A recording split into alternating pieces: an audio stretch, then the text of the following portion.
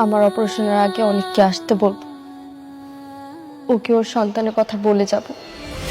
অনেক আর মেঘলার সন্তান যাতে সুখে দুঃখে একসঙ্গে থাকতে পারে। না না, এটা তুই কেন করবি? হ্যাঁ, তুই যদি এটা করিস তাহলে তো আমরা সবাই আবার একই বিপদে পড়ে যাব। থানা, পুলিশ, ঘৃণা, সবকিছু। কিন্তু বাবা, এটা যদি আমি না বলি তাহলে তো আমার মৃত্যু হলেও আমি শান্তি পাবো না। বৌমা, তোমার মরার কথা কেন আসছে বলো তো? তুমি একদম সুস্থ হয়ে যাবে, কিন্তু তো হয় বৌমা, তুমি আর যাই করো, অনেককে এখন আসতে বলো না। মানে হয়েছে কি, এই কথা জানলে কিন্তু আমাদের সবাইকে জেলে দেবে। তাই বলে কি ওরা ওদের সন্তান থেকে দূরে থাকবে? বেঁচে থাকার পরও মৃত ভেবে দিনের পর দিন পার করবে?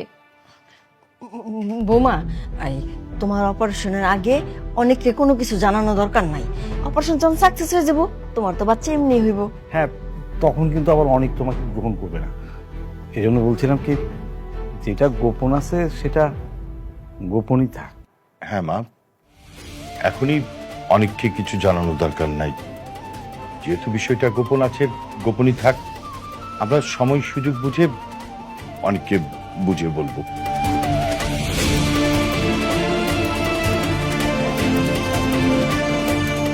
আচ্ছা, কি ব্যাপার? ওনারা কেউ আসছে না কেন? আর আমরা এখানে আর কতক্ষণ অপেক্ষা করবো? কাজ করাতে হলে তো আসতেই হবে। দেখি আর একটু সময় আসে কিনা।